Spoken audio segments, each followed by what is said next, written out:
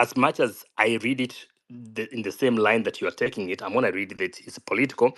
But then the question always comes in: should the government stop doing empowering the communities and all that? Earlier today, Abdi, I was listening to an interesting one that I probably will have you listen at some point. I was listening to a speech given by Abab Namwamba more than 2 years ago.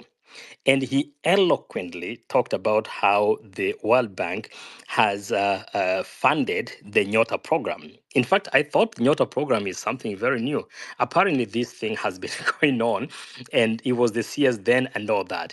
But now, when it comes in the political season where we are, obviously, we are going to look at it as a way of trying to get votes and stuff like that. Second point you have raised, what we lack in Kenya is transparency when it comes to the things that we are trying to implement. You're talking about the case of offshore, or or maybe international companies and all that kind of opaqueness when it comes to the management of these assets. I can tell you, Abdi, is our biggest downfall, and they do it deliberately because they know there is a cut for one or two people in there, and the citizens, you and me, don't have full benefit of what really belongs to us. So I think we need more transparency. We need Yeah, even better and communication as to everyone. Milton also, yeah, as also Sure. Milton comes in, Yeah. the other question that comes to my mind is, under what constitutional framework is this transfer happening? Does it really align with Article 22 of Public Land and Article 69 of Sustainable Management of Natural Resources? I don't know how they really do it, and there was no even local participation. This is something that the president went there and he decided to do because the counties were asking, and it's more like a realignment. And this is my belief. Yeah, on that, I'll probably have Dr. Milton and maybe at some point Flavia address that. I think there's a legal issue, part to that which we definitely need to explore and look at it, how it aligns, and anything contrary to that, obviously, somebody will go to court and challenge that. So yeah, I will So leave it at that. what do you think? What happens to the tourist revenue sharing and the national economic planning if the key assets like Amboseli and the Mara are locally controlled? Are we gonna have that? That goes back to the again the legal framework on what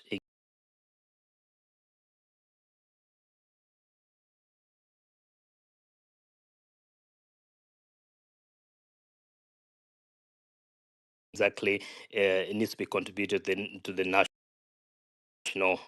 basket, and what remains in there.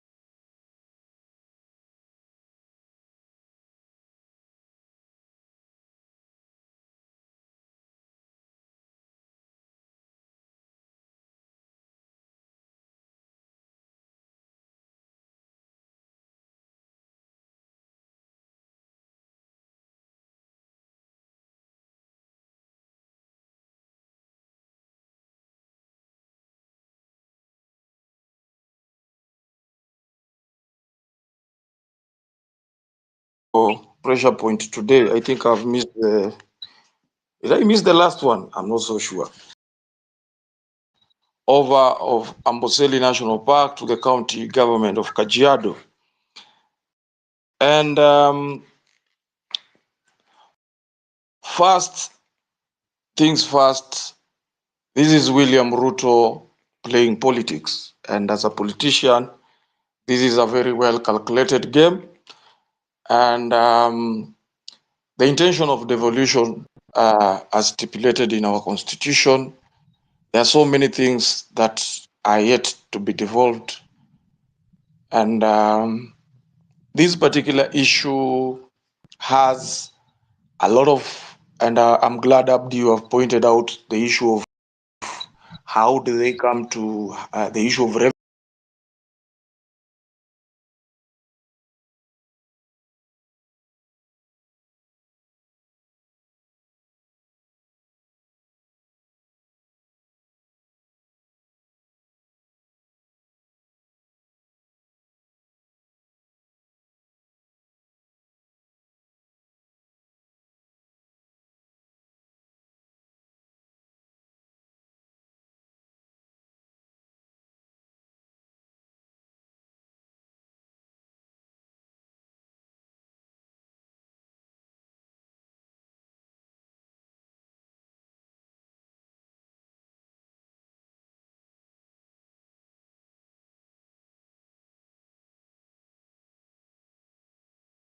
of the Mau issue,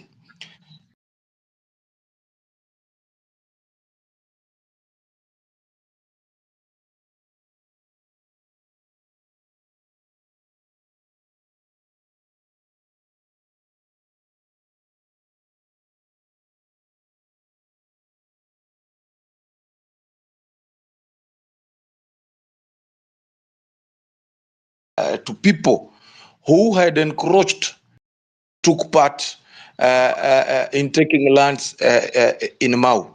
Now this one has this one unsettled part of the Ma community, na hata saa hii yeye kuamka kusema ati anapeana Amboseli to the Ma, this is all politics. We are aware William Ruto is the biggest yeye kwanza yeye ndiye ameinvest in Ma community.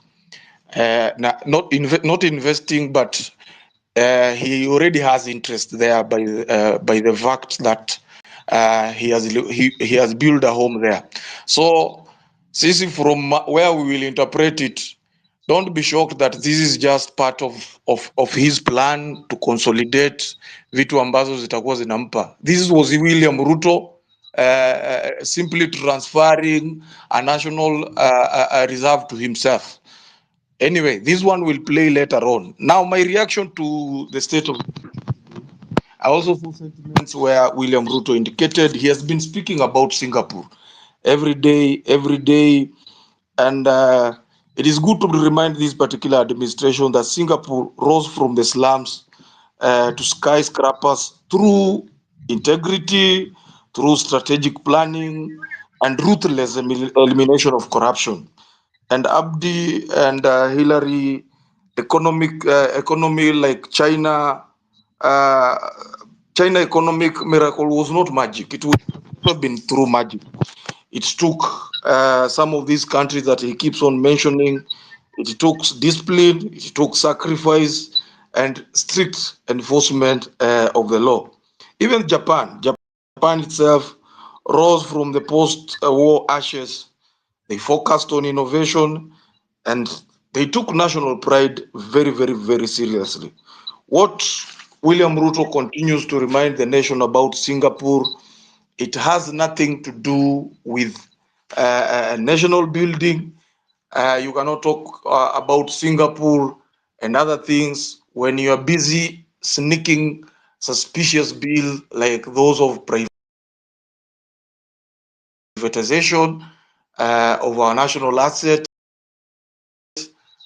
controversial bills such as the national land bills that I'm very sure will be very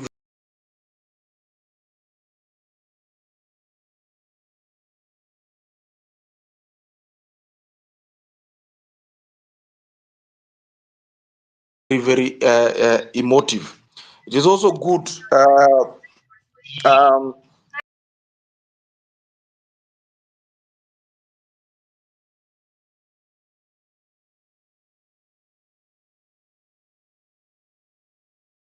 of these minerals are busy zinakuja zinachukuliwa zinaelekea Warabuni. People of course are not Oi, zingine zimekaa kule juu. There's this area I'm forgetting. These minerals, these are information that are so sensitive ambayo hii serikali imetufichia white. Let me use a language that kila mtu anaweza understand. Tumefichia white vitu mingi, a lot of things. And when we see even gold that are coming from Sudan zikipitia hapa kwetu, a gold that we know very well is tainted gold that has been facilitated by this particular administration, gold ambayo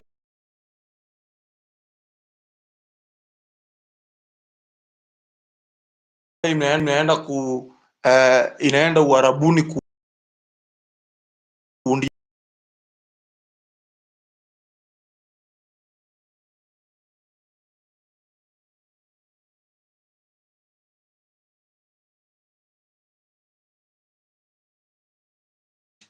This kind of greed is the same greed that was transferred to Mama Samia Suluhu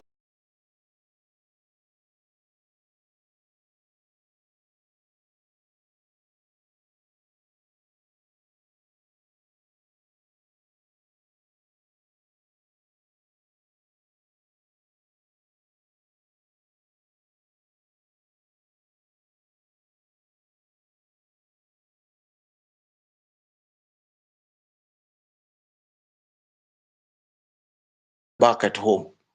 Samia Suluhu is busy doing business with parastatal. Hata hizi privatization unaziona hapa. Amepeana already the port of Dar es Salaam. Most of their their assets that belongs to the people are busy being auctioned. They are busy they are being auctioned to most of these big Arab guys that are loaded with money. And even the recent trip that our president made to Qatar, it has very little to do with bringing anything to the nation. This is a deal. This is somebody that just took our taxes, took the opportunity of being the president of Kenya to go and look how his accounts are doing in the UAE. Now, as I learned, because I know I've spoken like a politician, nimeguzia mengi. One thing that we really to ask ourselves, and I'm glad Justice and others are here who are seeking political office. Ruto must go is not enough for this country. If William Ruto today vacated office, you have to ask yourself as a country, will things change? Will things change? 90% of that question is not. It is time as a people of this republic, we look ourselves in the mirror. And when we say we look ourselves in the mirror, there are things in our own simple way we support, because integrity, when we know very well, we speak about integrity, when we raise the bar about leadership and integrity, how are we behaving as voters, as people who usher and bring in leaders into a public office? How do we carry ourselves? Are we slowly going back to the age where we wait for political class or people or politicians to come to where we are, and they will offer what they offer best, which is handouts and other things? Because they will never tell you what happens to those public offices. Today, as we speak, I think the past 2 weeks, I had an opportunity to tour from one political office to the other, some political parties also. I have seen a determined political class that is ready to unleash money, ready to be ready to accept. Let me put it this way. They are ready to offer anything to political parties as long as they get those party tickets. And when you see a political class or people who are determined to break bank and get certificates, it tells you our politics is not changing very soon. It is not changing very soon. It is because of the culture that has been installed for a very, very, very long time. And this culture can only be killed by me and you. I know we are desperate to get a Maraga. We are desperate to get an Umtata. We are desperate to get 1, 2, 3. And that's why Mimi Mahalbe and Mefika, we need some of these things. We have to look them beyond Ruto must go. It has to go beyond Ruto must go in our own ways, in our own political parties. As we speak today, Abdi and Hillary, the young people, they made their statement known to the world. The young people of this country have been the biggest mobilizers. The young people of this country can even threaten a regime to build a TikTok hospital. These young people can organize themselves on TikTok to go and bail this boy from Odaya. The other day it was somewhere else. But the young people have been unable.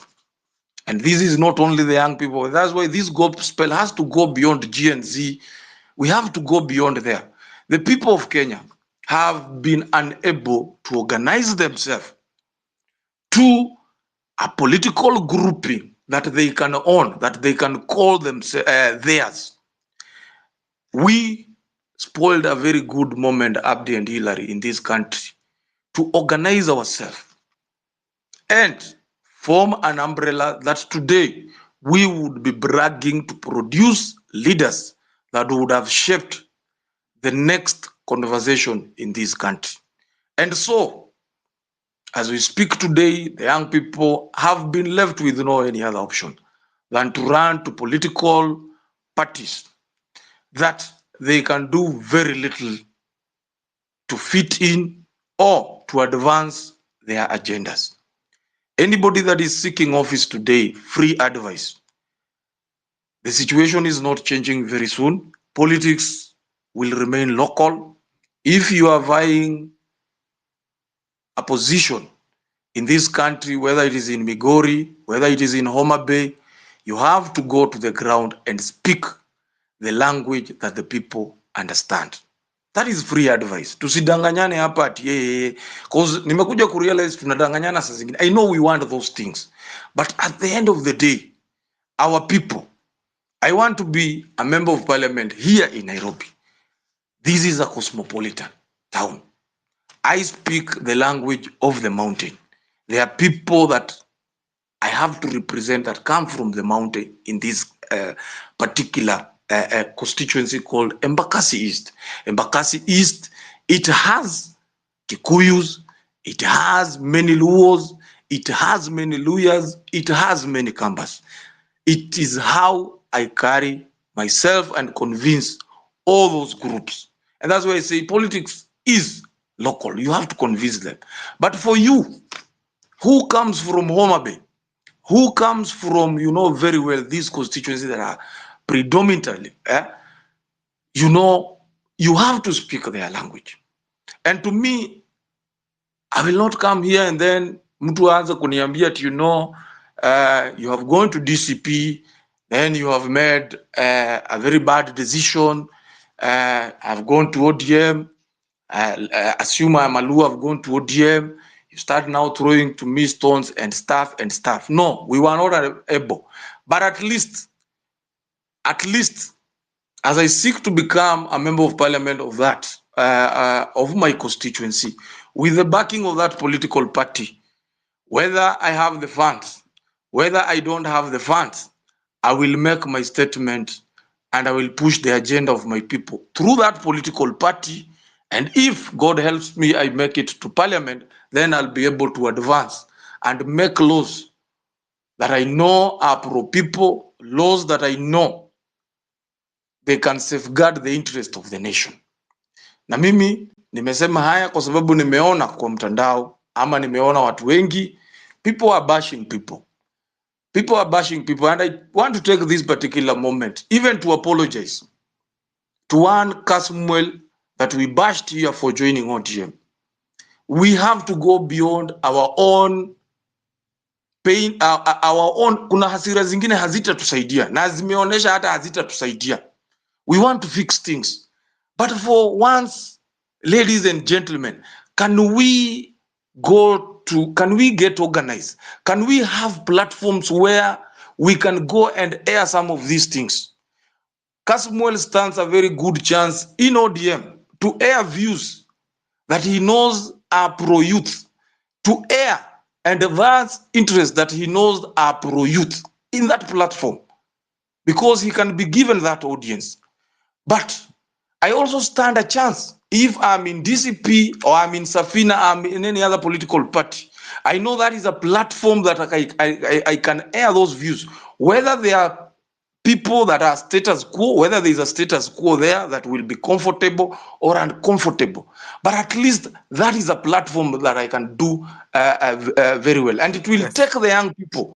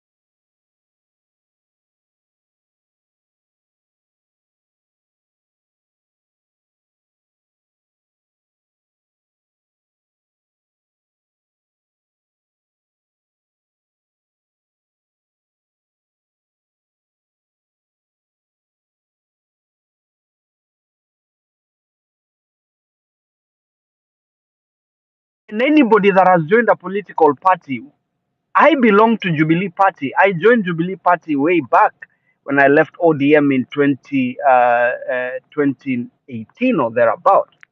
But I want to say this: belonging to a political party is not in itself a bad thing. And nobody, and if there was anybody that castigated our kid brother Casmuel for joining ODM, then that person does not belong to the school of thought that I belong to, because political parties exist for the purpose of seeking political power, and we cannot blame people for belonging to parties. What we are talking about is against people who join political parties and they sell their soul and they join the choir and praise singers, the praise and worship team. That is what we are against. And therefore, anybody that joins a political party, including the previous speaker, and then you forget the principle of liberation behind our liberation struggle, then we will call you out. But belonging to a political party is in its, even those who belong to UDA, it is within right to belong to UDA, because within those formations then we are able to organize and we are able to agitate, and we can then substantively make our contribution. But on the flip side, again, the balance that we must uh, have is to also acknowledge that our constitution gives people the right to also refuse to be part of political parties. So independent thinkers have a right to also belong to no political party, and the constitution does provide for that. So what we need to do is to belong to an ideology and a philosophy which is people centric and people centered. We must all be able to come together and say, regardless of your political party, is what are we able to stand for? How do we agitate for the interest of the greater good of our country? That is what it is all about. It is not about all of us getting into one single file and speaking the same language. We must refuse to be part of the praise and worship choir wherever we are, whichever formation, whichever shape we prefer to agitate from. So that is very important. The other point I wanted to make is what happened with the transfer of the national park in Amboseli. First of all, let us not sugarcoat it. We cannot call it anything else. It is purely political, and nothing could make it more explicit than the timing of that decision. But let me speak to the legal, and that is entirely my own view and my own interpretation of the law. I want to speak to the Constitution and how it provides. And I like what my brother, my big brother Justice spoke about. Um, what exactly do we want to achieve from these decisions? How can then the national resource that national parks and natural resources are, how can they be exploited for greater good of the country and not just localizing it merely for the sake of saying this is our resource as a Kisi community, if you're talking about the soapstone, for instance, or if you're talking about national parks like Amboseli, if you belong to the Ma community. We must be able to look at what does the constitution state. First of all, the illegality in what William Ruto did stinks from to the high heavens. Article 71 of the constitution does provide for how any transfer of such a resource would be done, and parliament, the people must be involved through the National Assembly or parliament, as it were. I am not aware of any participation of the people in that sense, and therefore that is illegal. The second point is that there is supposed to be a legislation pursuant to the article I have mentioned that provides for how that transfer can happen and how the management of natural resources can then take place. As far as I know, ha- that has not happened, and as long as that has not happened, we should not try to sanitize the decision by William Ruto to transfer. It is purely political, and it will remain that for as long as some of us are convinced as such, and there is no provision of the law that has been complied with. But beyond that, I would also go to the fourth schedule of the Constitution, because again, it provides for how the county and national government will exercise their functions. Now, if you read Article 22 of the fourth schedule, it talks about the national government is in charge of natural resources. And I'm trying to be brief here. And if you look at the same part one of the fourth schedule, it does provide that the national government is in charge of promotion of tourism, and therefore it becomes operationally impossible for you to say that you're going to transfer the Amboseli National Park to the county government of Kajiado, because then therein lies a direct conflict between how these two levels of government can exercise those functions as stipulated in the fourth schedule. Having said that, and I hope people will challenge this decision, and it is again, it is not against the Ma people, it is nothing against Kajiado County or anybody, but it is in keeping with how do we maximize the national resources that we have. How do we ensure that decisions taken by those exercising authority on behalf of the people is happening in a manner that promotes the national values and principles of governance that are stipulated under Article 10 of the Constitution and overall Chapter 6 on leadership and integrity and Article 232 on the principles of public service that are very well articulated. I think I want to, Dr. Milton.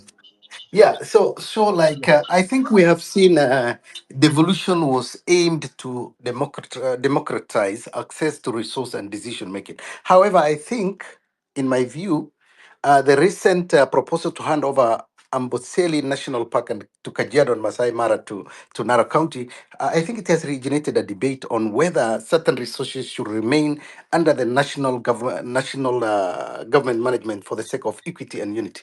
I think we have seen a similar tension across Africa. If you look back to history,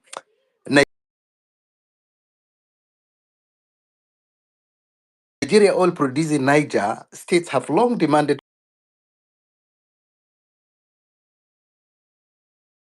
control over oil reserves, arguing that federal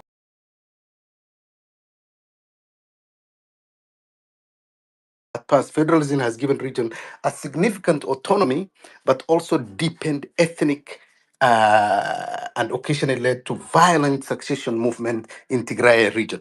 Look at South Africa now. The debate continues over land ownership and mining royalties between the provisional and the national authorities. Look at Congo, what is happening. For example, resource-driven rich regions like Katanga once sought autonomy due to perceived inequitable resources.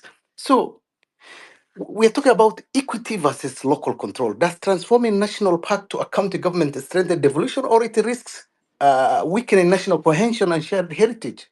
And what precedent are we setting if Amboseli and Masai Mara are handed over to local counties? Should Muranga water, there is a water to control their supplies that Nairobi to Machakos and Nairobi and other these counties. And also we have Machakos that manages cement factory. Where does this end? Everybody says, give us whatever is in our county, we will manage them. So what do you think? This, in your view, how do we preserve a sense of shared national ownership in an increasingly devolved structures? Should there be a constitutional or a policy framework defining what constitutes a national resource vis-a-vis a county resource? update. Let me clarify that the questions. There is a great point that you made that it is a question of whether this is about equity or localization of a national heritage.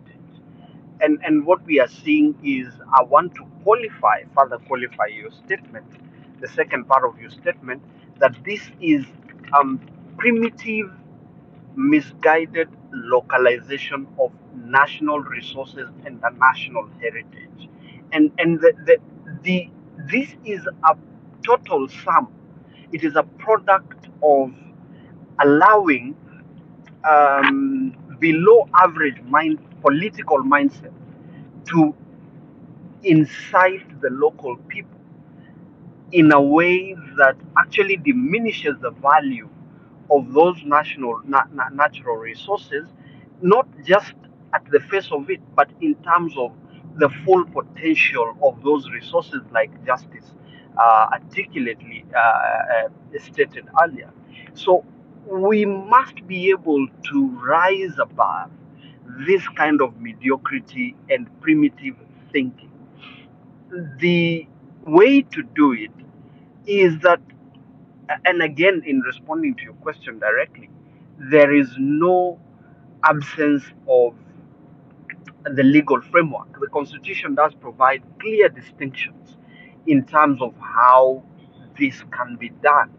What we are seeing is a result of allowing bad political interpretation of things to then seep through the very fabric of a watertight, um, solid legal framework that provides how we can all enjoy the shared resources that we have by way of natural resources that are a national heritage. That for me is the danger. And if then William Ruto and the current political class is allowed to get away with this kind of way of doing things, then we are setting a very dangerous precedent where the natural resources that we have will be underexploited. Number one, missed. Number two, and number three, we will have um, a general dereliction or desecration, if you like, of resources that we are supposed to manage for the better of our people, for the socio-economic development of our nation. And that again goes against the very principles that I alluded to, national values and principles of governance, leadership and integrity, and which gets further qualification in Article 232 of the Constitution that talks about the principles of public service. But again, if you go back to the principles of delegated authority that is exercised by the different organs or institutions of state, namely the executive, the legislature, and the judiciary. We must be very, very careful. We must be very, very deliberate in rising above this primitive attempt to localize national heritage on and purely motivated by short-term political gain, which is the next general elections. And for me, that is catastrophic. We who understand this, and the media, and the different social actors must be able to stand up and say it's unacceptable. This cannot be allowed to continue, and we must be able to then um, deploy a double pronged approach, or a two-pronged approach, if you like, where while we pursue the aggressive resistance against the regime, we must also couple that with a very intense public or civic education programs that help our people to understand what really the issues are and why we cannot afford to localize natural resources in the manner it is being done, because it is not just a hazard, it is catastrophic in the long run. And that is how I would respond to your question. Yeah. Yeah, So then, yeah. Before quickly, okay, yeah, quickly. I think, Dr. Milton, there is a point I need you to look at as an investigative journalism. In Narok County, the gate fees revenue from the Masai Mara is enormous, 100 of millions Kenya shillings annually. I think Governor Tunai awarded contract to a private firm for the collection of the fees. For example, the contract was given to CAPS, Kenya Airport Parking Services, and e-ticketing revenue management firm to collect the gate fees. And previously, it was done by Equity, and it was taken over. Equity was able to display the numbers of what is collected, but now with these caps, you see nothing. I think you have seen some times back local residents and politicians protesting, accusing tonight of administration of opacity and misappropriation. The protest one was in 2015, I believe. The county government failed to present a clear figure of how much revenue is collected from the reserves, despite repeated requests by oversight bodies, I think. Some observers and local stakeholders said that the agreement benefited politically connected actors and private companies more than a local community. This is the whole question about this private, and they say it's more like a polite way of takeover or privatization. Thank you. Abdi, let me just say something. And I think you've raised a very valid point about entry fees and such. let us not be distracted from what the that is why I called it primitive political, um, let me say, tokenism, where you want to excite the local population by telling them that you're now in charge, yet it is the political elite that benefit from that decision, that the gate collection, for instance. Because, and Bonnie would be helpful to us here. If you look at Narok County revenue streams, for instance, how has it significantly changed from what we had before these resources were handed back to them? And that is $1 million question, that if we do not call it out, it is going to entrench the strategic self-preservation approach that the political class is taking. And that is what we are seeing at a grander scale in the Privatization Act, where everything is opaque. It is mystified deliberately, and it is the politicians who are benefiting from that. What they are trying to do is to blindfold the Kenyan people. And I think there is somebody who says that if you are if you are peeling njugus for a blind man, then you must continue to whistle at all time. Otherwise, they will not be sure that you're not peeling the peanuts as you chew them, because they cannot see. That is what we are being treated to as a Kenyan people by the political class.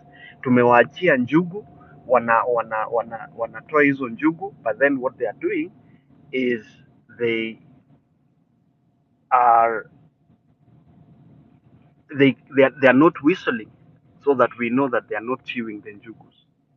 Thank you. You're right. You're right, Dr. Milton. I think all these stories, when you check them well, you'll notice that it is just a distraction going forward, and they're trying to make people busy with the things that it cannot even work. Because I think President Ruto was saying that this was a request from the local leaders, elders, and the community, and they're saying that this land, Amboseli, for example, has been there for a while and is lying on a check is lying on around 392 uh, square kilometers. That is a lot of acres, and it has been there. It's been supporting, it's being led by KWS, we know that.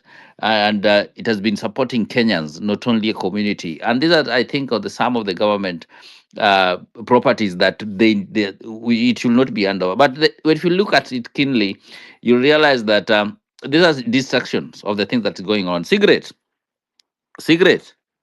are you here? Oh, cigarette is hanging. But to Anthony, when you come in, what do you think? What do you think? Why do you think this government is moving this way?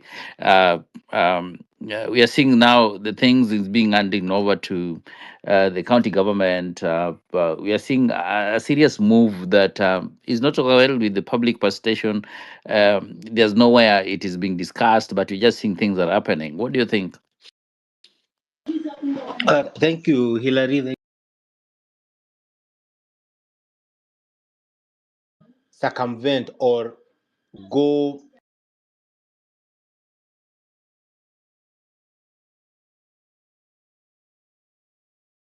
try to go around the proper way of doing things. Just know they are trying to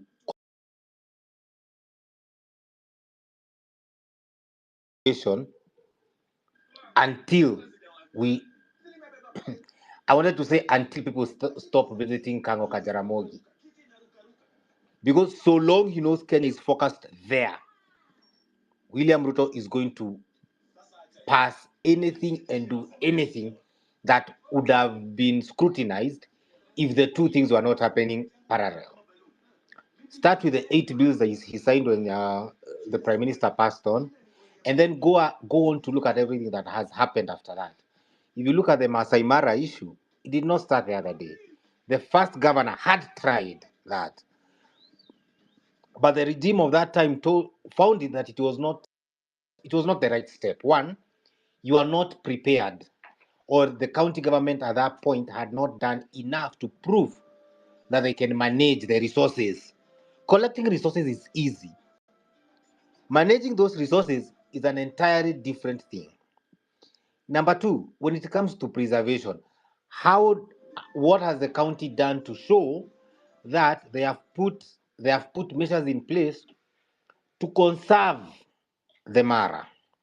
Because it's not only revenue from Masai Mara, but it is also a major forex earner for this country. So when you mess up that, you are now even looking at threatening our forex exchange. So our forex reserves, sorry. So I wish that there was a broader discussion to say, because the county had already gone into a revenue sharing arrangement. But I wish there was we now were put or shown what steps had been taken, so that now they can be handed over 100% collection of this. Now look at areas where we've privatized without taking a good look at the immediate, the midterm, and the long-term implications, and how this could impact the country if that country is not ready to manage those resources. And I'll give you a very short example. Look at how countries have managed health. It's a disaster. Okay? So, how now do you give them even more when they are not even managing what they're supposed to do right? But beyond that, I think we also need to look at the positives that have happened this past week. One of the things that I'll say is I did see Rasdi at the DCP event, and that's one of the wins.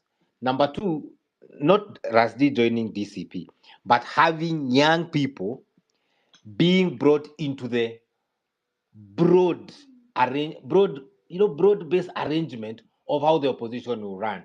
Their voices being brought into the conversation. That is what DCP, Wiper, PLP are actually doing this coming week. Is how do we incorporate the young voices, the young minds? Because you cannot sit and say that we understand what young people want. You have to ask the young people what they want. That was number one. Number two was the lowering of the entry level for young people who want to vie for political seats in the opposition. Before that decision came about, it was too high and it locked out most young people. And these young people are not only young by age, but they're also very educated.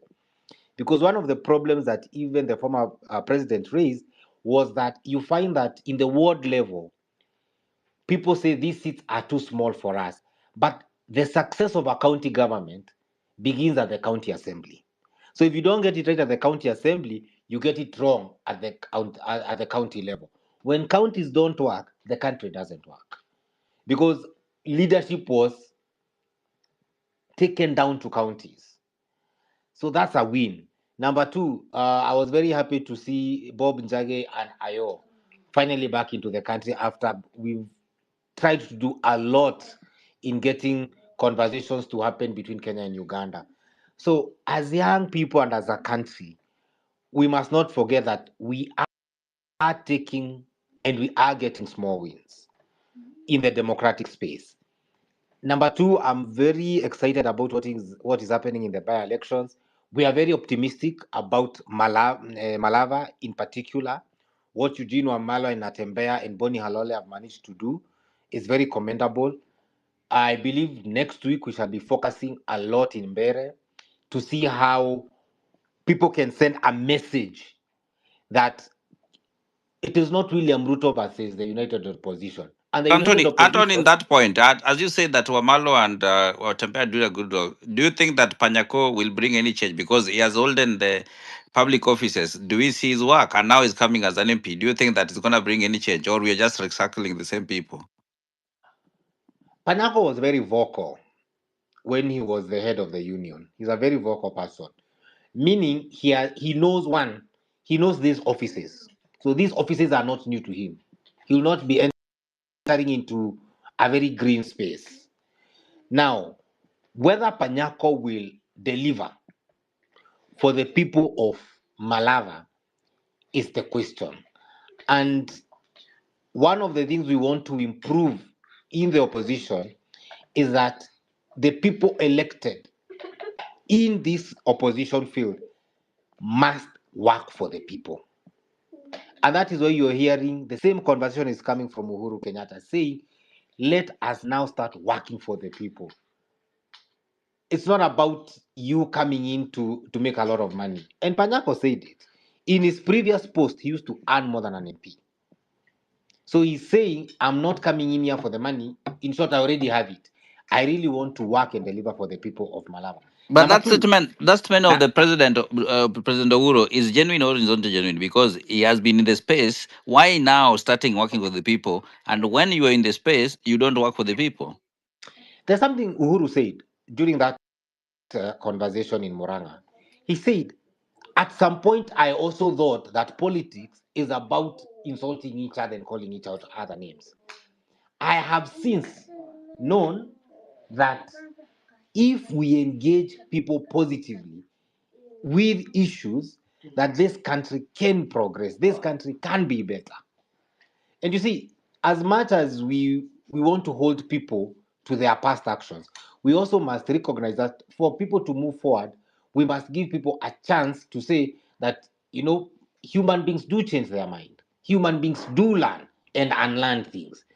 It is now Anthony, to you're be right. seen You whether still have Uhuru time. has unlearned things. You still have time.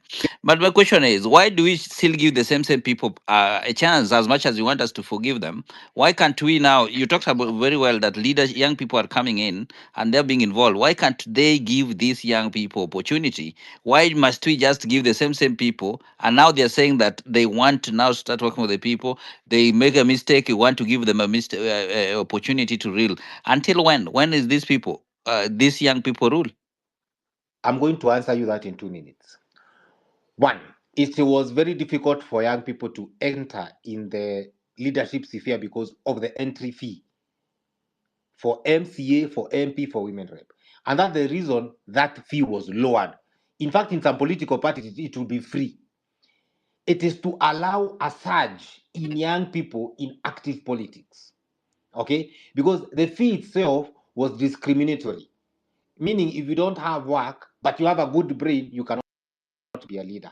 Now we are saying, if you have a good brain, if you've excelled in a particular field, you are a lawyer, you are an engineer, or people have heard that when you talk, you do sell a vision and hope, and you understand the job description that you are asking for, then we want you to now come and start convincing the people. That could not happen before. So one of the reasons we are having the question to go to Malaba, Panyako as the only candidate, is because before him, the entry level for that seat was very expensive. Another thing you're going to see is a united front when you come and you win the nomination as a young person. The Gen Z is not a qualification to govern. You saying a mother or a single father is not a qualification to govern. Tell people through education, proper management of their resources that have been entrusted into you. Tell people about how you are going to improve the health sector. If you are an MCA, understand your job description. How are you going to provide oversight? If you are going to be given a ward fund, how are you going to manage it? How are you going to structure your bursary if it will still be there? That is the conversation you want. But just don't come and say, I am a Gen Z. Gen Z, my foot. Sell an agenda, sell a plan. Your plan will get you elected, not your age, not where you come from, and don't use your economic status to say, I am poor. That is not what we want. Come with a plan, sell a plan, and people will vote for that plan. We want issue-based politics in 2027. Mm, I hear you. But I think also you're right. But also, I think that it's not about of saying it. I think we need to set a pace whereby if these people don't do what they're telling us, we call them back home. And this thing we have been saying all along, even during Gen Zs, I think we need to have a system whereby we need to recall them because we'll not be over this, even this regime that is leading now, bottom up. It was so selling. Mama Boga 50 billion, Mama Sikuma sijui pesa ngapi, sijui mama mkulima sijui pesa ngapi, sijui wheelbarrow sijui ngapi. Where's this even wheelbarrows? They are not there. So these are the things that, man, we will not be joking that you're just coming also selling a plan whereby you not implement them. Tulikuwa tunaambiwa bana, watu pikipiki mutaendesha sijui pikipiki zina fly. Where are those pikipiki? We don't see those motorbikes that are now flying. What is happening? It's great. Before I give Milton back, you guys are really, secret. Good evening. How are you doing? Mm. I'm all right, Hillary. Yeah, I was just laughing at Sijui Sukuma, Sijui Wilbur. I mean, Kenyans, sometimes we are so funny. Yeah, I think I want to agree with the person who said at the end of the day, we will have to look at the mirror, because it's not enough to even say that Ruto must go. The problem is so deep. And it starts with us, at the end of the day, we will have to look at the mirror and be deliberate about the change. Yeah, because these things, the things that we're talking about, these ideologies, I can coin a very good quote, and sell it. Yeah. But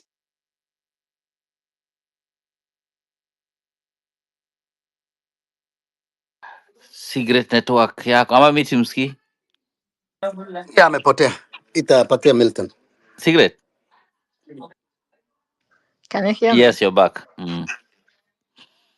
Okay, yeah. So I was saying at the end of the day, we will have to go back to, just looking at the mirror, like somebody was saying, because some of the ideas that we have, even here in the group, we are coining a lot of, if you hear people and, the problems that we are having in the country, you look at it and say, where is the gap? Because if people can have these amazing ideas, then what is the problem? Where is the problem? Where does the rain start beating us? And when you analyze it deeply, you realize that it's the value to implement some of these good ideas that we have. Um, if you look at politics right now, most of us have gone back to the to tribal politics again. Most of us have. It is by default. Yeah. So I don't know. I also wanted to contribute to the issue of Amboseli and Masai Mara Park. Hillary, these past 2 months have been. I think I've been to. I've moved around Africa. I've been to like 9 countries in African continent, and there's something that I wanted to say that can get me cancelled, but I'll say it anyway. We are caught up in a dilemma. Yeah, the dilemma that African people and the dilemma we are caught up in is one, we have our national heritage like these parks, these good Amboseli, Masai Mara, Nairobi, and when you look at the ones that are getting managed very well, they're actually getting managed by the foreigners. Yeah. And the ones that are getting mismanaged, they are getting mismanaged by the locals. Now, what I wanted to say about me moving around Africa and seeing something more or less like a pattern, you realize that countries that have residues of whiteness, you look at Namibia, you look at South Africa, you look at countries that have, white people are still there, like a bigger population of the people are white. They're doing so well when it comes to the management of their resources. So you go to Namibia, for example, you realize that the country is very clean. The forest, their national heritage, things are in order. Then come to countries that have us, us now. And then you see that there's a problem. There's a very big problem. And that speaks so bad about us. And it goes back to even how we are managing things like our local resources. Yeah. So something like that, Amboseli and Masai Mara, we should have, I don't have a problem by devolving resources like that and getting local ownership. But what have we shown over time? We've shown that when we give these things to the local people, I don't know. I don't know. I can put it without getting cancelled, but it is. There's a problem. There's a problem, by the way, Hillary, and that problem we have to call it out. There's also part of accountability that us as people in Africa, we are not very, very responsible with our resources. We are not very accountable. We are not managed. Even when you look at simple things like how we are handling our cities, Nairobi, fields everywhere, you know. So these are things that we also need to just say. We Part of the change will start from us acknowledging that there are problems, that changes that have to come from us as a people. Yeah, I think that was my contribution, and nobody should cancel me, but there's a problem. We as African people, we have a problem, very big problem. Yeah. You are right. You are right, Secret, and thank you so for bringing that. And that's a fact. You know why when the foreigners are the people who are managing these things are working well, while when given this opportunity, we are thinking of ourselves. We think of yourselves. When you get there, you want to get rich overnight, and that's a problem, even in the politics of Africans, or not in Africa, but across, because you see that people get there. Tomorrow they started. They were not. They didn't have even a bicycle. I know even one of the MCAs that were campaigning with a donkey, but now is driving. Driving these cars is not bad, but does it work for the people? I don't think driving those cars and everything is not bad, but does it work? Why do we think that when we get there we just want to be rich overnight? And this is the problem. This is a mentality that we have that is not right. Yes, Dr. Milton. Pick it up. Yeah. Just quickly, I'll also respond to Sigrid on that issue. I'm not canceling you, but with due respect, I think the idea that neocolonialism is simply about white people managing African resources misses the real issue. I think neocolonialism today is not defined by race, but it's defined by a system of exploitation. You mentioned Namibia and South Africa. In Namibia, diamond mining was once dominated by, if I look at my history about De Beers, it's a group now. Much of the industry is locally owned, yet corruption, elite capture, and inequality still persists. It's not about the color of managers, it's the lack of accountability and how deals are made. Look at South Africa, even the Black Economic Empowerment, BBE.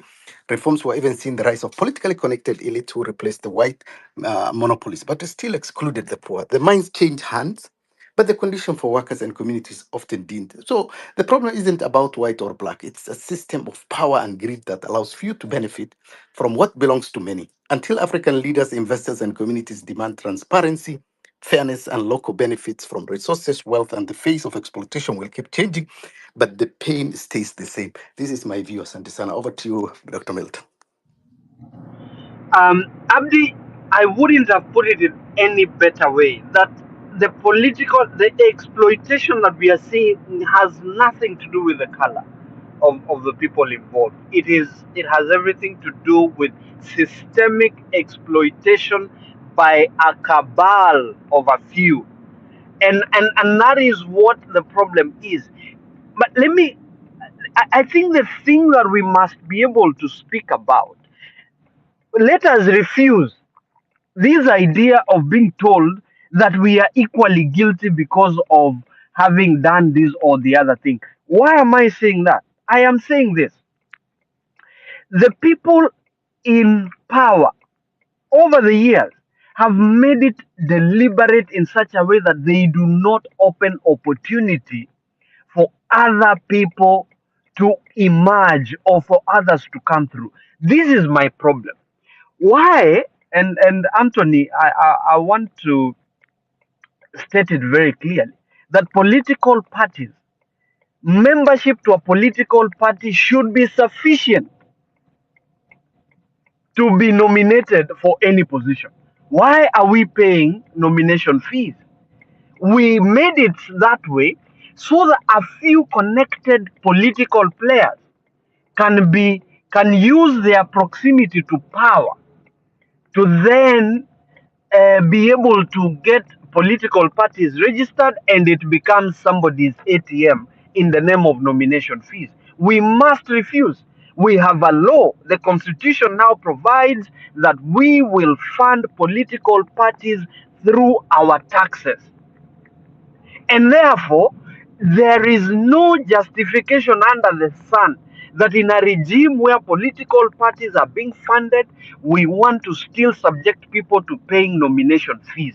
We should refuse and reject that concept so that we create and establish strong political parties that are funded by the taxes that we pay. That way, we are saying these political parties that are becoming people's property and they are being used nomination fees, they now become somebody's ATM. We must reject that. That is the point I wanted to emphasize. And any political party, actually young people, we should now be positioning ourselves and saying we are not going to allow people to exploit us in the name of nomination fees. Those are illegal. Thank you. Sante sana. Thank you. Thank you. Before we go to Ras, Ronyo, do you want to make your submission quickly? Thank you so much, Abdi. Can you hear me? Yes, yes. Yeah, I have been listening, and there have been a good submission. But in my opening submission on the state of nation, I think we are speaking of so many good things. But I came in when Abdi was talking about, I think, the Masai Mara and the company that is taxed to collect the cash. But there is something that we I watched, I think today or yesterday, when Museveni, I think, took over. He said those people who are planning about on coming to leadership and all that, they should forget, because that will not happen soon, and even in the future. Now you look at Museveni, almost 40 something years, he's still there in power. And somebody said clearly that we are going to make Kenya a Singapore in the next 30 years. That is not a deliberate, that is a deliberate move. And whatever the person said, he meant every word of it, because you realize politics is largely about the constitution, which is the law, and the resources. Without you controlling these two parts in politics, it is very hard to control how leadership goes in the country. And you look at currently the person who have been given the power to protect the constitution is the current regime, and the one who is heading the current regime. And you can see what they are doing with the constitution, because the constitution guarantees or gives direction to how things are supposed to be done. But now, if you're in charge to protect the same constitution, and you remove this section, you add that word that is giving you a loophole for you to be able to do things unchecked, or for you to be able to do things without anyone controlling you, like the current bill, which is now law, and only that the law the court have suspended. But they can be able to share the internet or do whatever they want to do. So that's the law. The law itself gives power to those who are in or gives them the authority to those people who are in charge to do whatever they want. But it kind of sets a balance for everybody, and it kind of control people who are in power. But if you are in charge and you can be able to manipulate, and people don't say anything, or nothing happens, or nobody checks you, then that's the problem. And again, the part of resources, and you realize there has been a deliberate move of how things are being done currently. The issue of Masai Mara and even Amboseli being handed to the county, it is not by mistake. It is not by mistake, because assuming we have gold in in any county, or any other resources that is in any county, whether in Nyanza, whether in Mombasa, that is it is yes located in that place, but that resource belongs to everybody in the whole country. So it has nothing to do. Yes, the people or the community that lives there, they have to benefit in kind of a way, but that resource belongs to everybody in the country. So if there is a decision that has to be made concerning that resource, then there should be a collective, or people should have a discussion, or people should have a say around the country. So if they were to give Masai Mara or Amboseli to the county, there should be a public participation that is happening across the country. So it's not only a few people who comes together and say we are deciding to give these people So, Ronyo, yes, yeah. please. I know you come from the region, and I have a text from one of our listeners from Masai Mara, and the text says the contract with CAPS reportedly allowed the farm 6.5 commission on the sum collected on Mara gates. He says the lease and the bed fee arrangement now show that only 10% of certain collection go to the county treasury. So that 10% goes to the treasury. 90% is directed to subleases and middlemen companies. Meanwhile, he says Governor Tunai was linked in a local media owning a luxury safari lodge in Masai ecosystem, raising the question about the conflict of interest through concrete ownership details remains opaque.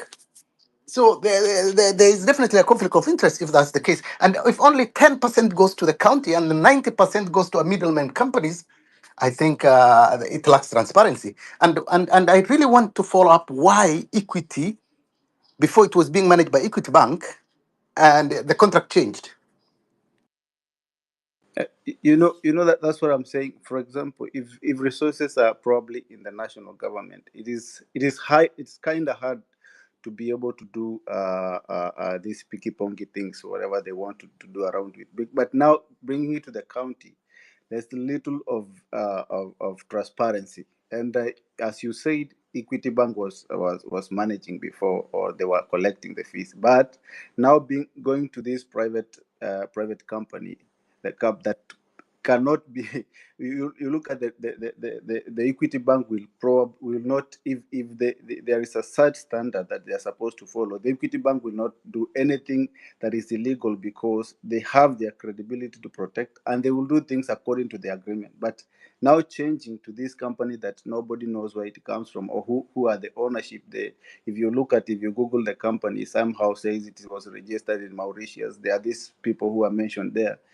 So we playing around with people's resources is very easy if you're using such companies.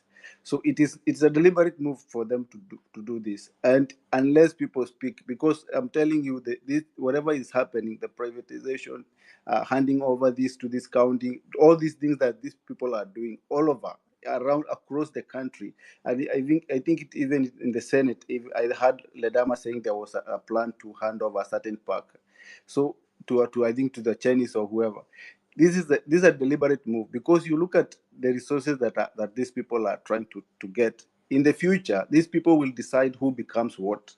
Right now, I'm sorry for the people who are supporting Matiang'i, but you look at Matiang'i, for him to become president, he has no resources. He needs the support of people like Uhuru. So there are these people who are trying to collect and consolidate resources to ensure that whoever becomes whatever in the country, they have a say. And without these resources, or without them collecting all these resources from right, left, and center, they will not be that. They will not be something. They will not have this voice in the future. So even if you guys are going to remove them from power, they will still have a say on whoever becomes what in the. So people need to be really serious, because we are playing with our future, and we will be in a situation where Tanzania is, where somebody decide who dies at what time, they arrest whoever, and nobody speaks. And somebody said yesterday, unless we stop this nonsense of saying you come from Nyanza, you come from, that does not matter. Because if they come for Abdi and nobody says anything, they will go for Hillary, they will go for anybody else. So, and it doesn't matter where you come from, unless now we people start saying yes, they are taking Masai Mara. Where was the public participation? Or they are they're handing over the Amboseli. What happened? So people need to say it will not go on this way. We need to be serious, because this is our future. And even the election will not matter if the resources are not in the hands of the public. If all these resources are in the hands of private people, how even if you bring whichever leader that you want to install there, they will be puppets. They will not do anything, because they cannot operate anything without them. They will own all the parastatal, they will own all the resources, all the minerals, they have them. So whatever these people decide, that's what will happen. They have collapsed the education, they have collapsed the health sector, they will collapse everything. So these people are making sure that they have every resource that the public can depend on, it will be in their hands, and they will decide what happened. So even if we fight to install people where you vote right, it will not count. You'll vote right, but when you have those people in parliament, in senate, what resources are they going to distribute? You'll be asking them for roads, but those roads they depend on the people, the Kenyatas of these days, the Rutos of that time, because they have the resources. So they will tell you guys, if you want to please your people, work on our terms. So unless we say this thing that these people are trying to do right now cannot go on. Thank you so much. Asante sana, thank you. Rasji, go ahead. Unajua Rasji, mimi nilikuwa kwa in a light note. I Uh-huh. realized I found myself in Dida's political party, my old classmate. Looks like I've been starting looking now. I'll have to start looking for a new political party. Go ahead, sasa wewe uniambie.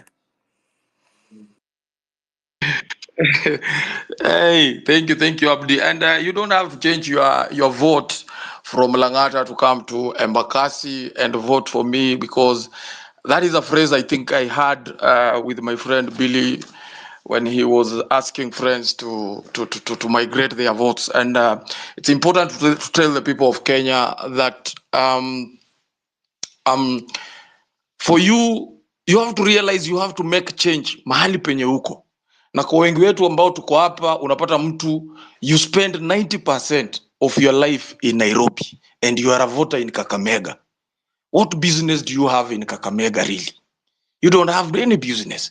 So if Abdi, you know very well, umejisort vizuri Langata, familia iko vizuri Langata, you need to make sure that you get a good member of parliament from Langata, a good ward representative from Langata. You don't need to change to come to Embakasi. Eh? Anyway, I wanted to say something that, I want to say something that also my party leader, who is now my party leader, and the reason why during the week I had to join, because, and I'm glad for Pressure Point, because it has taken such platforms for some of us to get the kind of attention we have got from other political Ras, uko parties. party gani And nimesahau? Which political party? at Who's your party leader now? I'm in Okay, DCP, and my political leader is Rigathi okay, Gachagua. That one I'm saying it very okay. openly. And I want to say this. It is, you remember Rigathi came out strongly and asked. He talked about our region, and you remember very well he went on record to say that he had been surrounded by legislators who absolutely have no clue whether to oversight, whether to legislate, or whether they don't know the sole reason or why they went to parliament. And that is very true. And through that particular statement, that is the reason why some of us got. But now, that is another debate. There's something that you people have been talking about. You have been talking about Kajiado. As we talk today, the handing over of this particular park. Where is the senator? Because for a very long time, what we have been doing on this platform, we have been doing oversight, we have been asking questions that are supposed to be asked by representatives we have taken and we handsomely pay in parliament. As we converse about a county, what is the leadership of that particular region saying? Was there public participation? Were the people consulted? No. The answer is absolutely no. And it is no because for a very long time, people have been ignorant. Expressway was constructed in this country. We know very well there are people who collect revenue through expressway. We are aware there is a family that collects that part of the revenue at the end of the day. But the question is, are our leaders courage enough to ask some of these particular questions?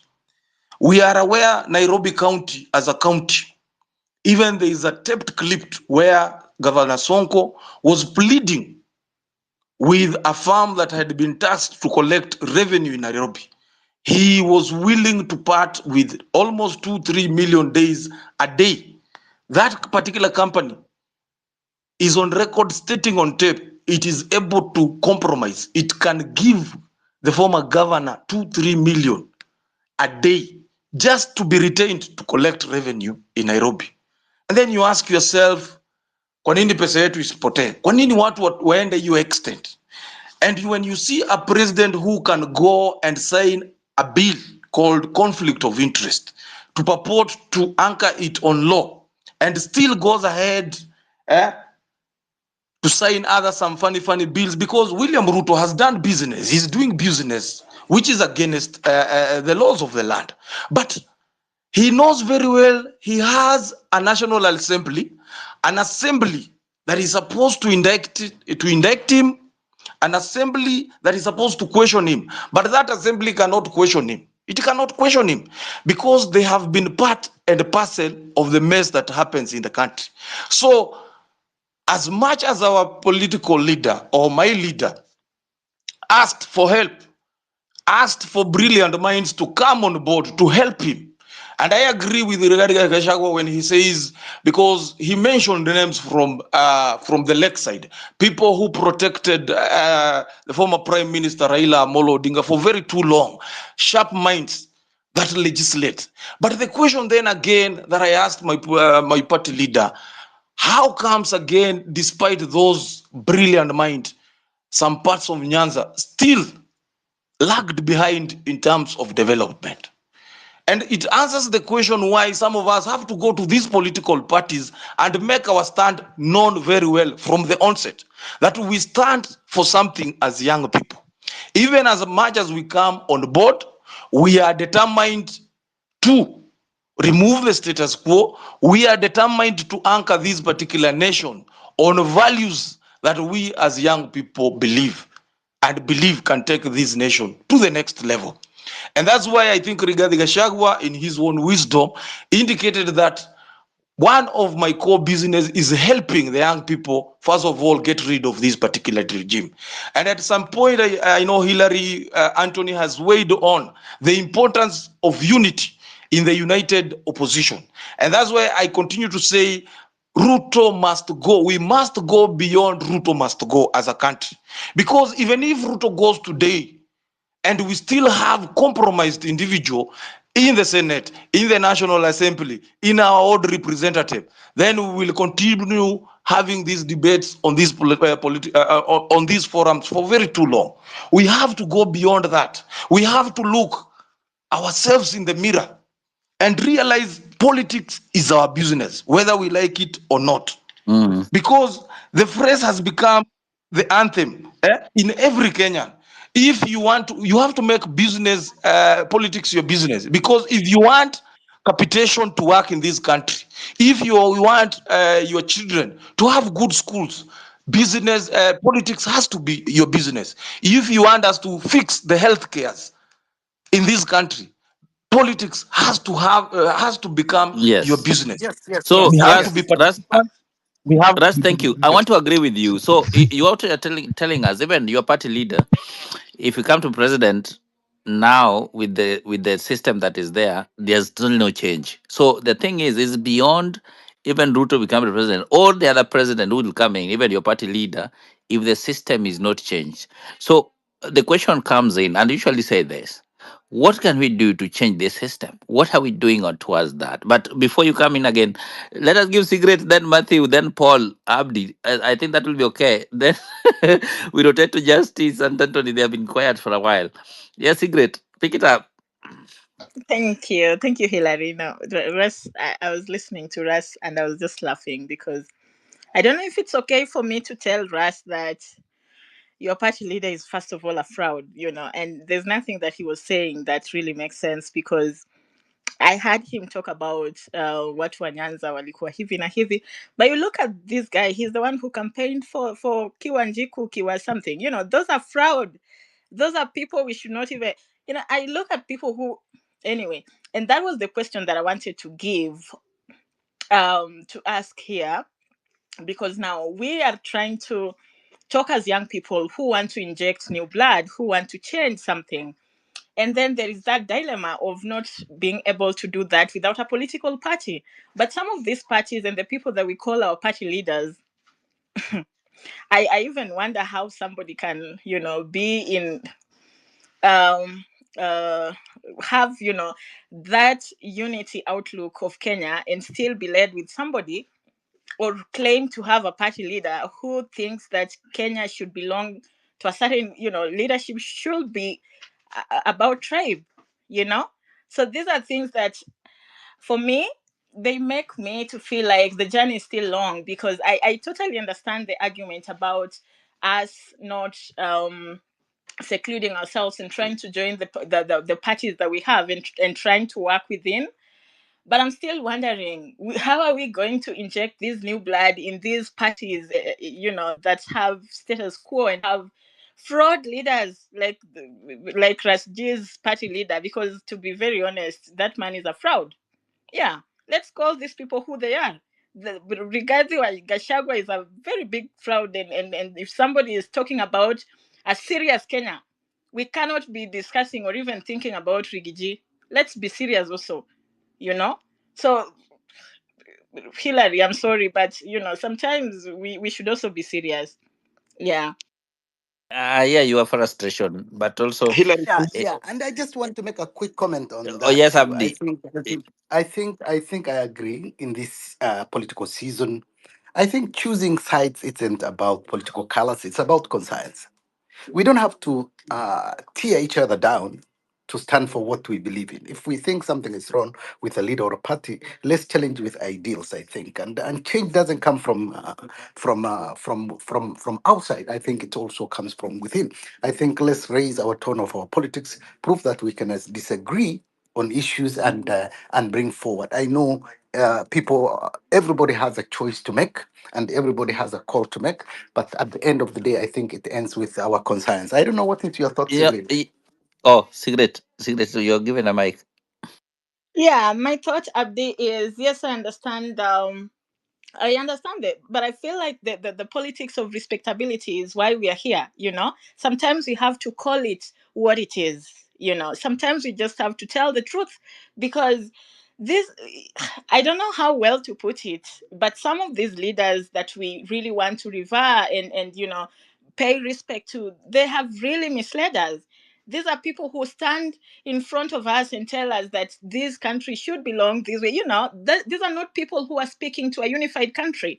So when we are, instead of diminishing some of the things that the foundations that they're laying, we are trying to advance it by being respectable to them, and we should tell them the truth. And the truth is that they've misled us. And if we should tell them with the harshest tone, then let it be.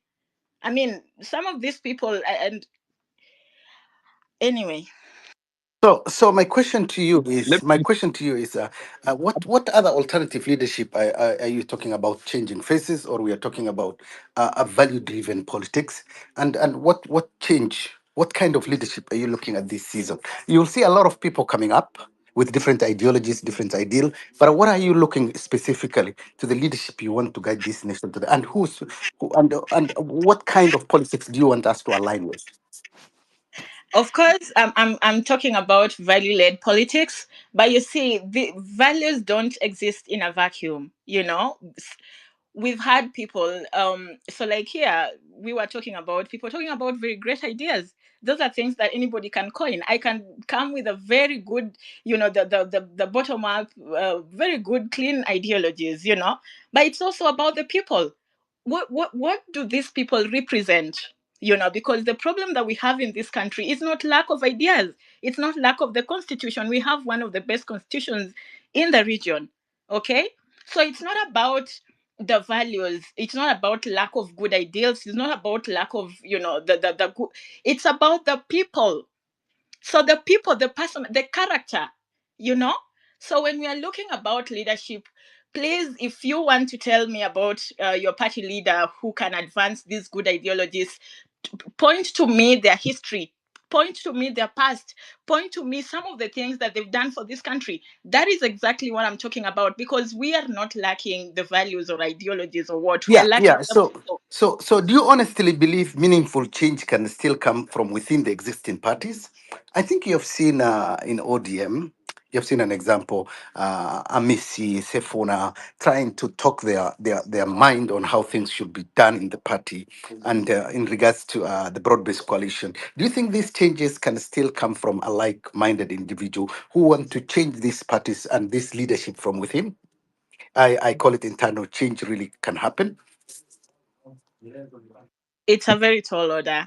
Can it? Yeah, it can, but it's a very tall order, and that is, it's like putting down a system that has already been there. It's a tall order, but if for example somebody is telling me that I can, you want to bring a unified Kenya within Rigiji's party, but this is somebody who has made it very clearly and very publicly that the ownership politics, and he doesn't even, he's not afraid of even talking about it, so how you are going to be a small person in this party, where the leadership dictates everything and you're going to bring change within? I don't know. I mean, can you? Yes, you can. But let's also agree that it's a very tall order. Yeah. Thank you, Sigrid. Okay, we can go. Who was next before we go Give to, you Matt, say give Paul, Matt, give Matt Matt and and Paul. Paul. Yes, Okay. Russ will give you time. Sigrid No, we'll has give you to contribution. revert to that. But I think I think there's valid points there. So also the way Abdi was saying, let us focus, and that's the thing. I've been struggling with that, Russ, all of the time as a pressure point team. That these people we are talking about, and even if we call Rigijin here today, people will be millions and millions of people. We still have that cocoon. Why can't we call ourselves and again say that you as Rigiji or who as Ruto, you as whoever, yeah, Maraga, name them. We want you to do this, but they're telling us what they're gonna do, and then when they get there, they don't do it, and then we remain in there. And I think that's what the secret is saying, because when you get to this party, they dictate what they want for us as much as we're there with good ideology, with good ideas and everything. And then now, being that tunataka mshahara, unataka kukula, na hao ni viongozi wako walikuleta hapo, unataka tukae hapo kwanza ukule miaka 5 ndio uanze kufikiria. Na time is gone. People are getting old. And when? So I think that's what she was talking about, but I'll give you time. Matt, you've been here for a while, and Paul. Thank you. Yeah, so I requested just to ask Rasji a question about the party he's under, and the idea that we had that the place has mediocre representatives. Okay, so when Rigiji was saying that about the representatives that come from Central, he was talking about him needing representatives to basically represent him and to protect him. I don't know if I'm still audible. Am I still audible? Yes. Okay. Yeah. So he was talking about representatives who will represent him and not really thinking about and not arguing from a standpoint of the people. And also I've heard him talk about he would like to have a party like Raila Odinga had a party such that he was always in government. But in all these things, all he wants is control and the ability to basically sell the central Kenya vote to the highest bidder. And as Sigrid, another speaker, had said, this has caused the part where maybe some would argue that it has caused stagnation in development, in where maybe Raila Odinga was very popular because people would not vote for a person who was best for them, but maybe for a person who would represent the interests of ODM or whatever party it was. So my question for you, Rasji, is this not just for Raila and for Rigi's interest, personal interest, and him entrenching his businesses? Given when he was there in power, he wasn't talking about um, how all about these corrupt issues. He wasn't talking about corruption. He would only talk about empty coffers. Now that he's out, he's talking about all this. Not to mention, I think he was DO in some of the parts where there were tribal clashes in '92. It said, I don't think he did much to protect the people there. So anyway, it sounds to me like he's a major con artist, just like Secret is saying. Thank you. Thank you, Paul. Pick it up, Paul. Paul, you can hear me? Okay, Anthony, I think your hand was up. Yeah. I as Anthony I belong to PLP, but we also as PLP as a party also works with a large opposition. But one of the things we need to awaken to, facts are stubborn. When Ken Okoth was in ODM, he knew and he understood that the only way he was going to change the lives of the people of Kibera was to work with ODM. And after Ken Okoth built one of the best and most modern schools in Kibera, he could not name it Ken Okoth. It could not be named Ken Okoth Academy. During the naming of that school, Ken Okoth, that school was told, he was told, if you don't call it Raila Amolo Odinga, we will burn it down. So let me tell you guys one thing. Sometimes when you want to change and you want to bring change to a society, the vehicle you use might not be the most ideal vehicle according to outsiders. But just like medicine, you cannot cure a body of a disease by looking at the medicine. You have to ingest the medicine. So sometimes, for us to change this country, first of all, we must agree one thing, that there are current people who occupy and who control how people in this country move and vote. As for now, in Mount Kenya region, whether we want it or not, Rigathi Gachagua has that pulling. But Rigathi Gachagua cannot address or cannot lead all the constituencies in Mount Kenya. So what he does, he has given people a vehicle to do that. So that when these people get into those positions as MPs, as MCAs, as women rep, as governors, now those people can exercise their mandate. And other than Ken Okoth, I'm going to give you another example. Look at Muranga County. And I was in another forum and I told people, we need to ask ourselves why all leaders are going to Muranga. Rigathi Gachagua has been in Muranga countless times. Uhuru made his first ground mobilization speeches in Muranga. Why? Because Muranga is a case study of people who came into power through UDA. They understood that for us to get to where we want, we need to be in UDA. Do you hear the governor of Muranga talking about UDA? Do you hear the senator? The senator is a staunch follower of DCP. But look at the work the governor of Muranga has been able to do. I'll give you another example. Look at Kivutha Kibwana and what he did in Ukambani. Kivutha Kibwana knew that for him to work for the people of Ukambani, he needed Wiper. He went there, transformed lives, and showed people what servant leadership looks like. But he needed Wiper. And he's the only governor who actually made policies through a very good engagement with the people he represented. So my work is not to tell Rasdi how bad Rigathi Gachagua is.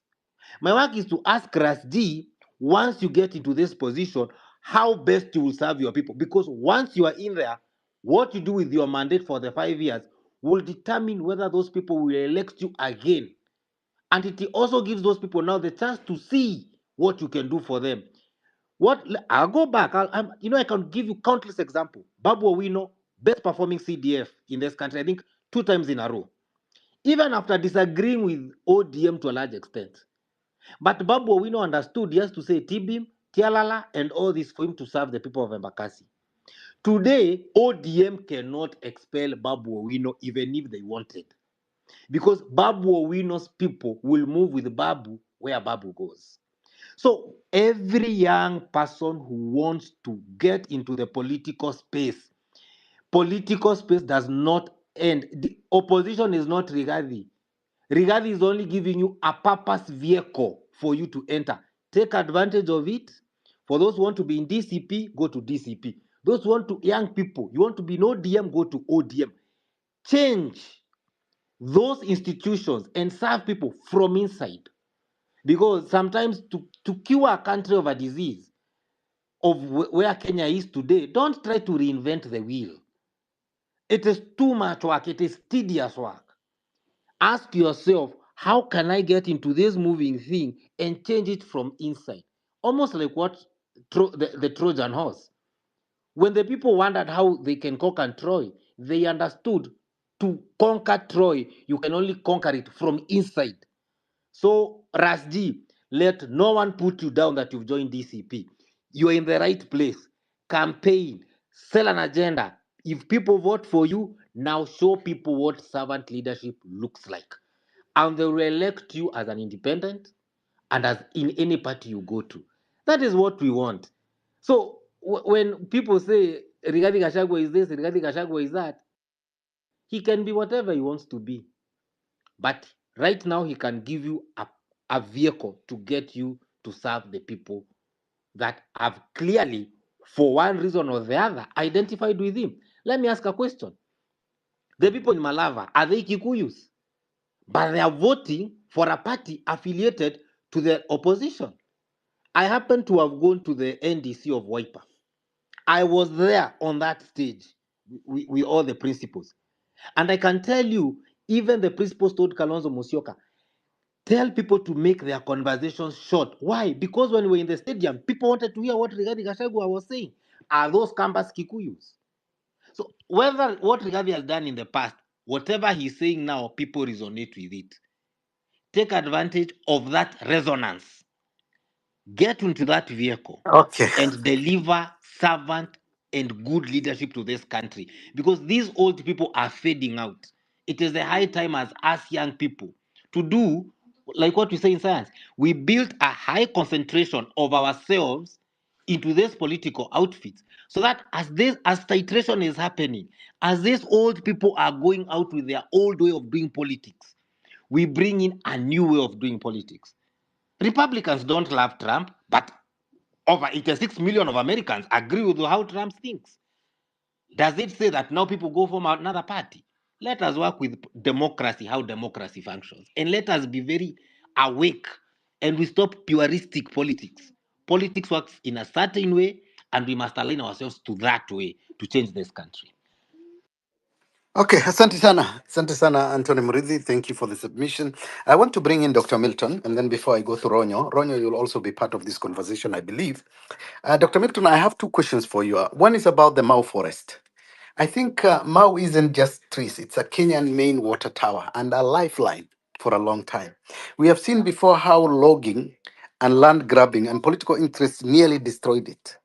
Leaders like the late Olen Timama, Raila Odinga, stood firm against this, refusing to let short term profits destroy a national heritage.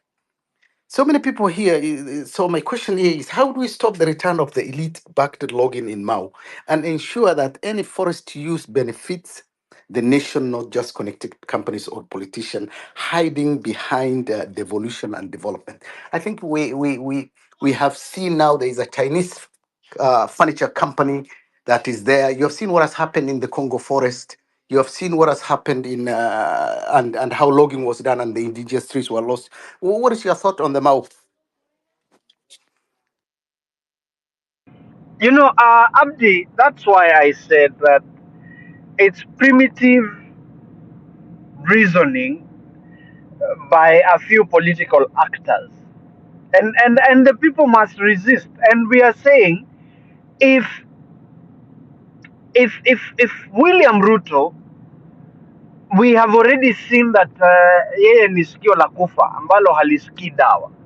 What we must ask our people is that they take power to themselves, unto themselves, as the constitution provides, and we must begin to agitate even more, and we must recreate. And I'm sorry to say this, it is the only language that William Ruto will understand, is that the people must use all means necessary.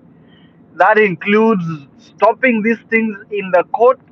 And if they do not then heed, if William Ruto does not heed and retract those decisions, then the people have to come out to the street and defend what their heritage is. That is number one. Number two, we have to send direct messages to those companies that are being licensed to conduct this business, that they do so at their own peril. And the people must mobilize themselves and say, if you are found doing it, then do so at your own peril. I mean, that is not what it has to come down to. But when You have a leadership that is deaf, tone deaf, that will do nothing but advance their own selfish interest to for their own aggrandizement. Then we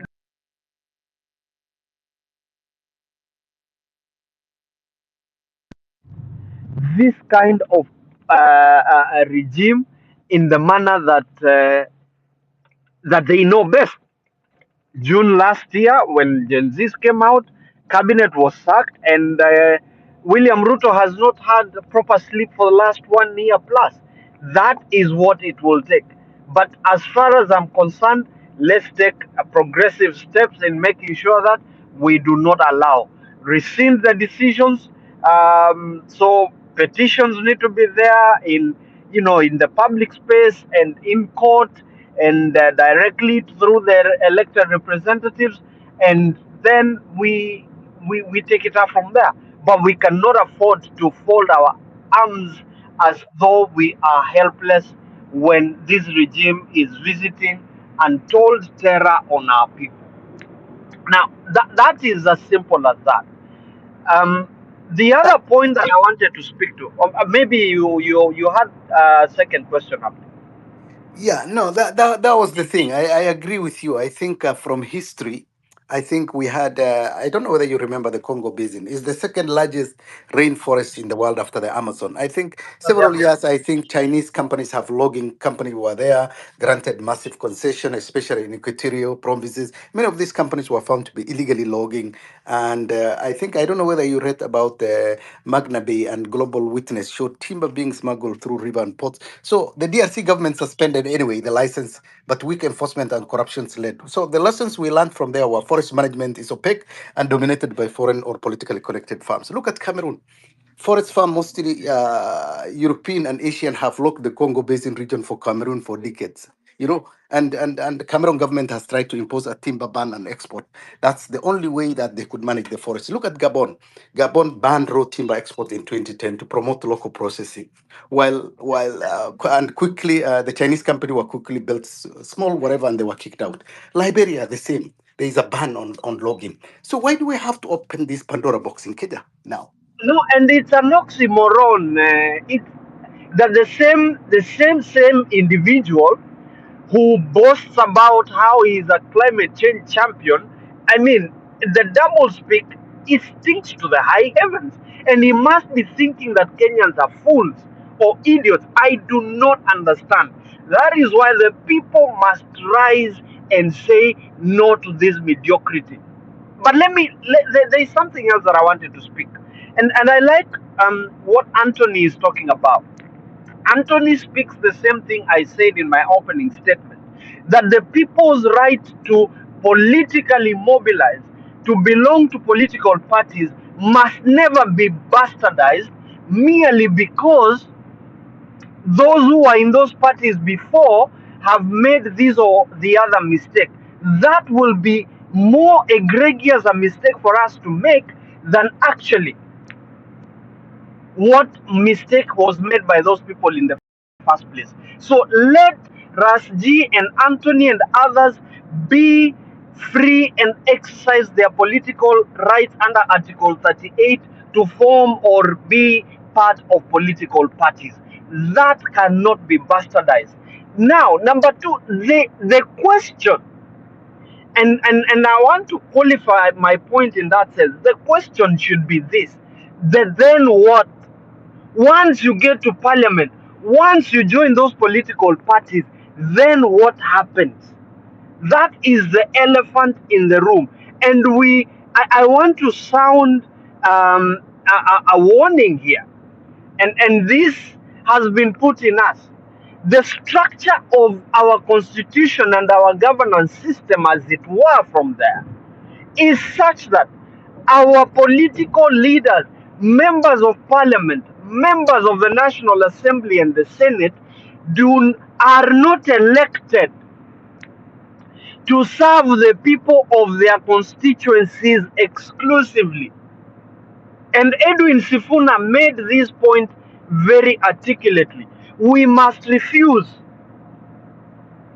to say that when Seth Panyako gets elected by the people of Malava, he is going to work for the people of Malava alone. Members of the National Assembly are national leaders who perform oversight, legislative, and representation for the people at the National Assembly. And those functions are articulated under Article 95 and 96 of the Constitution when it comes to national leaders.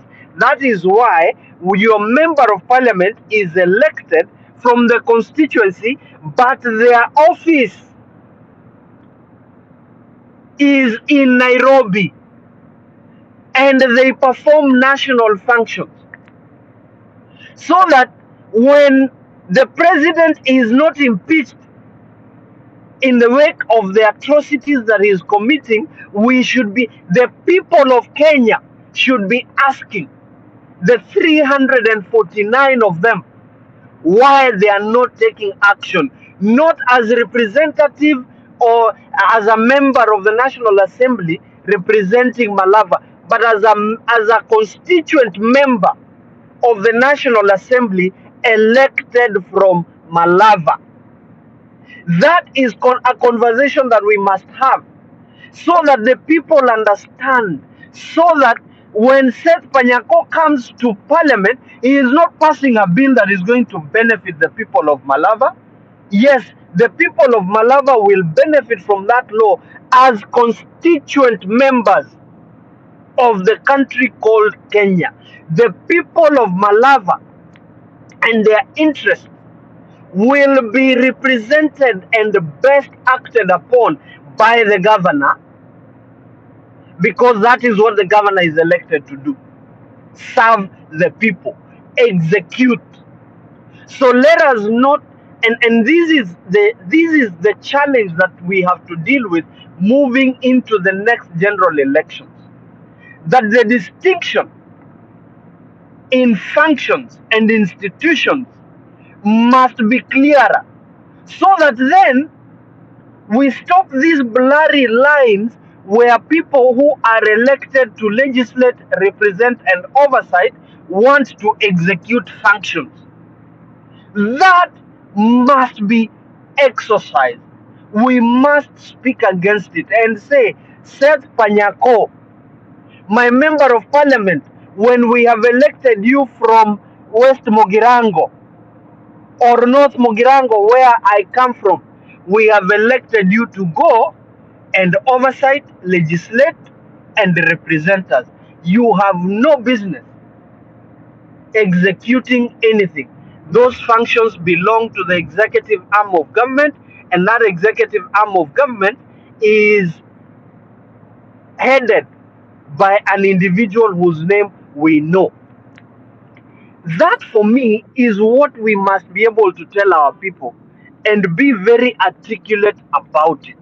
Otherwise, we are not going to make any change as we intend, if we still want to continue with the monkey business of thinking that a member of parliament is coming to do roads, a member of parliament is engaged in the business of budgeting the national resources, appropriating so that the road in Malava can be done, not because Seth Panyako has, and I'm using that repeatedly, deliberately, so that Seth Panyako is not elected to go and say, I am here so that my people, the function of executing roads will be done by the executive. That is why the money is being sent to the counties. That is something I think we need to make very clear. And the last point I want to make is this: political parties are mere shells without the people. Ideology does not belong to a political party. Ideology is owned and believed in by the people. So today, DCP, we can make it what we want it to be as a people when we decide to encapsulate those ideologies in our hearts and say, if you do not believe in this ideology. If you don't live it, we are going to expunge you from this party. It doesn't matter who you are, we will send you home. So, I mean, let us fumigate our political parties by the strength of the belief that we have in the ideology that we have if we do. But if we don't, then we will sit and start discussing personalities of those who founded those political parties. You found a political party, it can actually acquire a life of its own and be bigger than you, and we will expel you from that party when we want. That is what I am looking forward to. Let us not bastardize service to the people. Thank you. Thank you, Dr. Milton. I will quickly read a comment from Nasambu. Please remember the public participation bill is up for comment. Through this, we get to strengthen our voice in the decision of the National Assembly and the executive. This is very important because of the massive privatization that's going on and our participation in other government processes like finance bill. If you have time to comment, feel free to ask for any draft or comment. That is Nasambu. Sante sana for the comment. Over to you, Hillary. Thank you so much. Thank you so much. I see Marvin. Marvin came in. Marvin na mambo. Niko salama. Can you confirm you can hear me? Nakusikia vizuri. Niko salama. Hujambo? Si jambo. Okay. Naendelea kufuatilia mjadala. Asante. Karibu sana. Naona watu wameinua mikono hapa. Paul, Abdi ulipatia Paul lakini aongei. But let me hear Justice what he's saying and then Secret. Because I like the ladies. We have only one lady today. Paul, we call you but you are not here.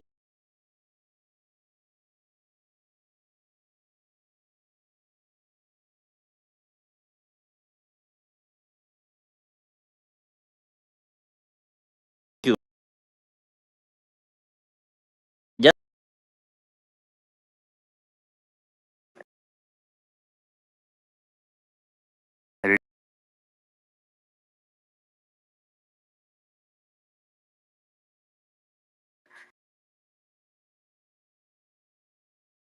Question. Okay. As you come in, because Ronya will come back to the Mau forest that we talked about. But my other question is about the chairperson of the Kenya National Human Rights Commission, an independent institutional body meant to, I think, is meant to monitor the government conduct, and it's also appointed to serve under a government. How there's a lady who was the vice chair who was appointed to the panel of compensation, and I think this blurs the line between oversight and execution. We must ask ourselves, how do the same office that's supposed to hold the state accountable for human rights violation now has become part of the process managed by the state accused of the violation? The creation of a serious perception of conflict of interest, I think, undermines public trust in both Kenya human rights and the panel of compensation led by Makau Mutua. I think victim compensation is a matter of justice, not political loyalty. Independence is not a privilege. So my question to you, do you agree with this appointment? Should the head of the oversight body of Kenya National Human Rights Commission also serve as an executive role within a government-appointed panel? Yeah, that's a good question, Abdi, and it's one that obviously everybody needs to definitely think through and look at it through the lenses that you have articulated your question, and that's aspect of independence. And the reason as to why that's important is when you have cases of people being appointed and yet they are probably interested parties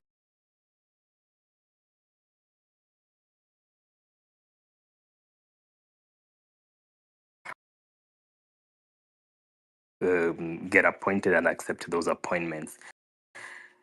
Where the problem comes in is when people confuse the whole element of, for example, the case of the LSK president, when people were opposed to her appointment and taking up that position, there were probably about three things that people were looking at.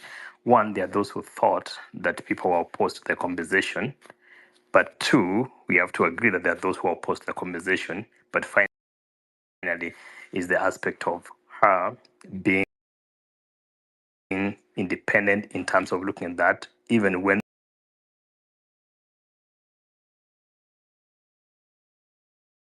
with even active cases in court where, of course, people of, the lawyers in our body had already participated. And then, of course, there was the balancing act between what the public was saying and what is exactly the legal thing to do. And therefore,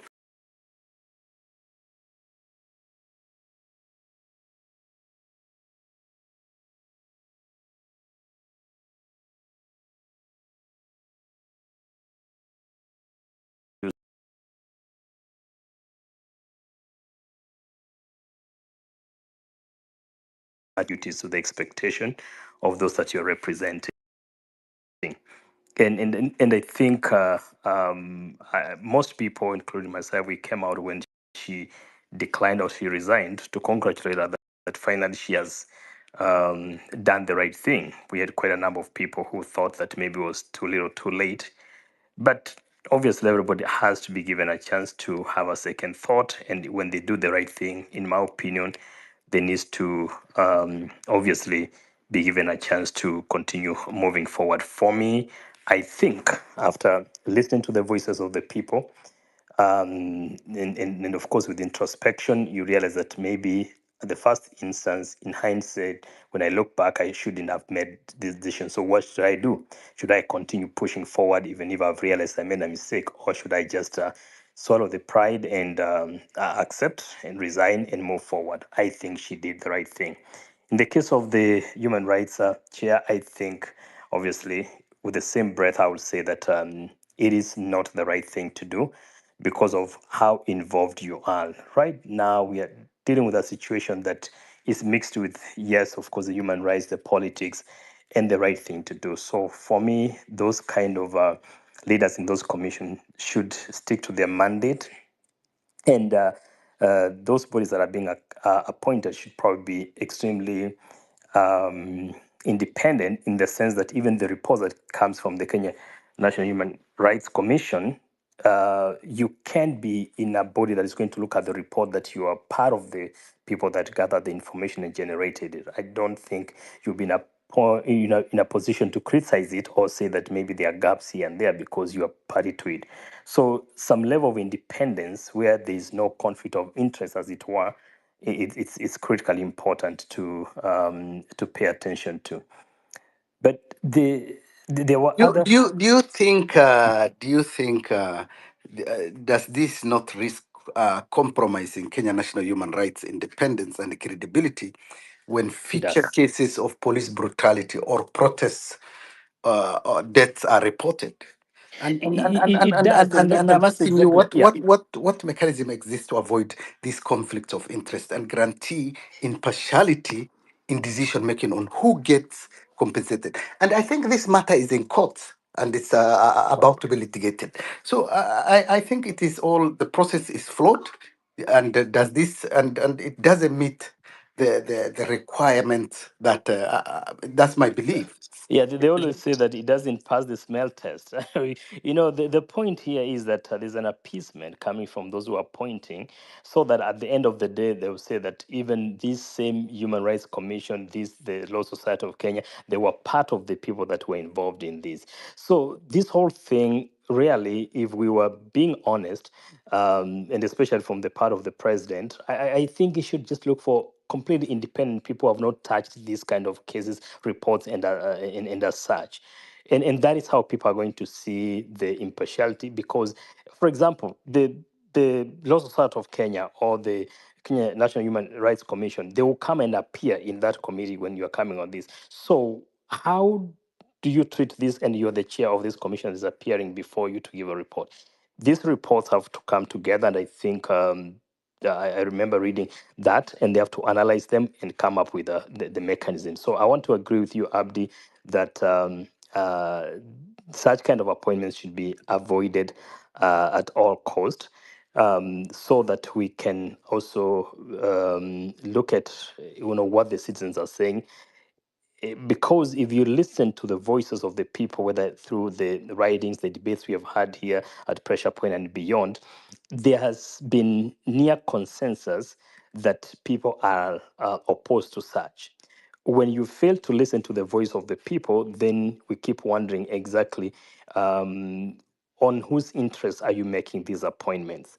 But obviously, there's a lot of spinning that goes around where they try to make it look like those of us who are opposed to these kind of appointments, we are opposed to the compensation.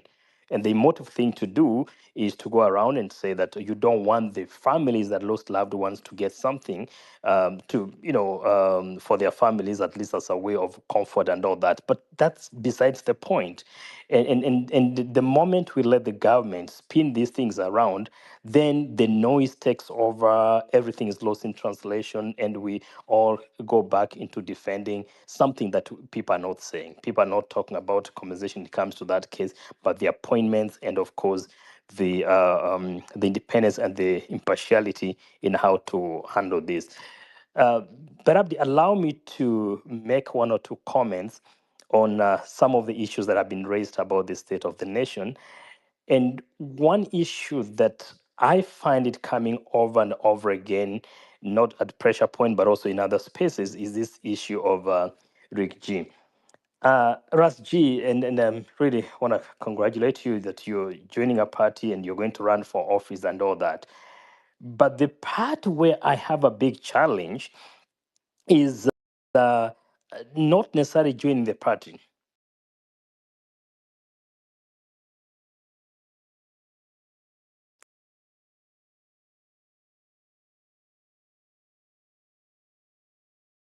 Younger people are joining these political parties or vibrant people, revolutions like this. They need to go in there, and when they are even coming to spaces like this, they make statements that are not going to align.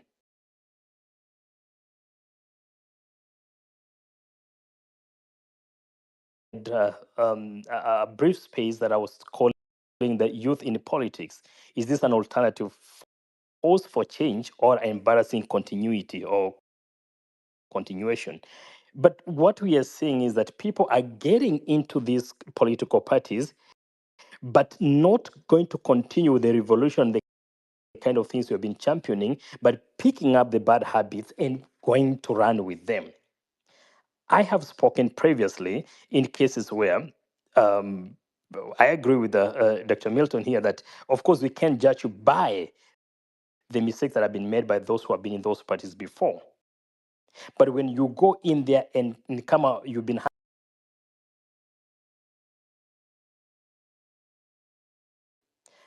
And then we come in with my brother Anton here saying that Rick G is now the guy of the moment and giving an example of like Donald Trump supported by 60 million people. You can use a bad example to defend something wrong. You can use a racist, you can use somebody just because he's being supported by masses, then that becomes a justification for us to defend something wrong. I think we have to get to a point and recognize that if we are going to make a difference as a people that are interested in making change, we cannot say that because so and so doesn't get support and has a following, then is justification enough for us to go and rally behind. Rasji, I want to tell you, your party leader has been given chances over and over and over again to redeem himself from this position that he takes, called the thing of what is it called, the politics of the shareholding and things like this. Even when some journalists have treated him with kids' gloves, but he still doubles down on it. That is where I think the problem is. I've spoken to my friends, even those who support Dr. Matiang'i, and the question I've asked that every time he's given an opportunity, whether it's to answer the question of, let's say, it's the Yala thing, which I always think is really a stupid question that is being asked wrongly, and I will address that another time. But he still has never gotten it right how to respond. The question, Raji, for you as a very informed person is to think through on how to address this without looking like now you have changed tune of the things that you have been standing for and now defending the indefensible. What I would advocate for is that we move forward and do the right thing. I think Sigrid had addressed, and that'll be my last point, obviously, the issue of the management when it comes to these resources and things in the country. And of course, the case of the foreigners and all that. Uh, I think we cannot go back to having the foreigners or the other people managing. I think we need to clean our house. The bigger problem is that if we ever result into saying that we are unable to manage ourselves, we are simply pushing this thing down the line. But I think we need to go back and ask ourselves, what exactly do we need to fix? We need to fix ourselves and not letting these, foreigners to come and manage our resources. But I want to say this: there is a lot we can do. But the question is, are we willing to do the right thing? Let's not confront each other in a way of not listening and learning from each other, but think through to the end. Spinning the works. When President Uhuru mentioned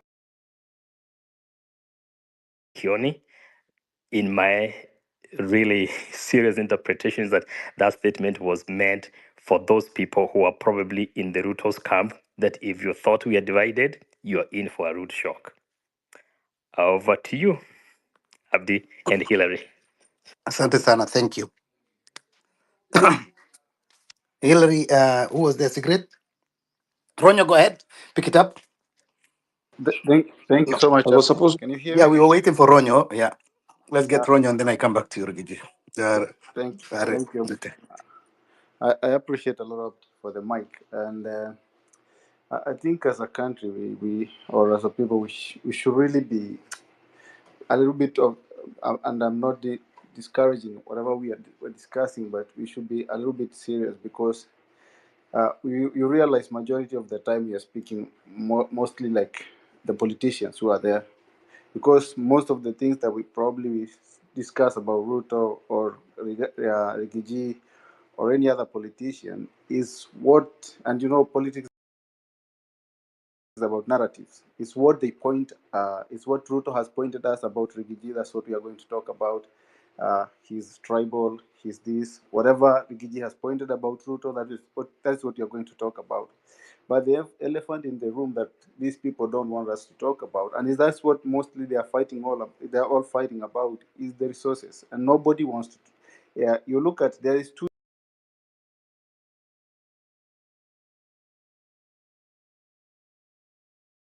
teach people to do to teach people about the constitution, and he's doing a good job, an incredible job.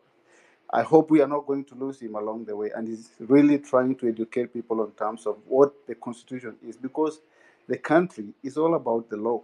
The reason as to why Tanzania is where they are is because of the law they have.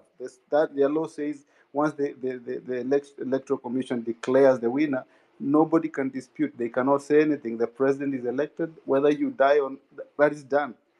The law is everything, and that's what these people are playing around with, the constitution. You realize even people didn't understand Baba until he died. When he died, that's when people say, wait a minute, this guy was really, because we concentrated on what other politicians pointed about Baba. We never paid attention to what he was fighting for. We never paid attention to the good things he used to do.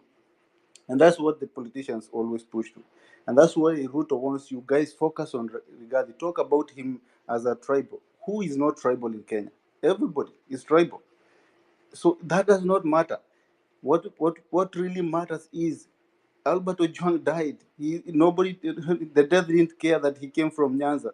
The other guy who was shot selling mask, Boniface, nobody cared. The death didn't care that he comes from Central. What really mattered is because the people who did that, they are walking free. The guy is still there. He's still holding power in the police. He's still there. And Albert Ojwang died, but because they are not being held accountable, and the constitution is there. So whenever they see that you are paying attention to the right direction, they will bring a narrative to draw you out of that. Like I have been listening to what, and Marvin is here, I've been listening to what Maraga is saying, but nobody pays attention to what Maraga is talking about. And he's talking about the most important thing. I'm going to protect the resources of the country. I'm going to protect the constitution. That is the most important thing. That's what they are not talking about. And right now,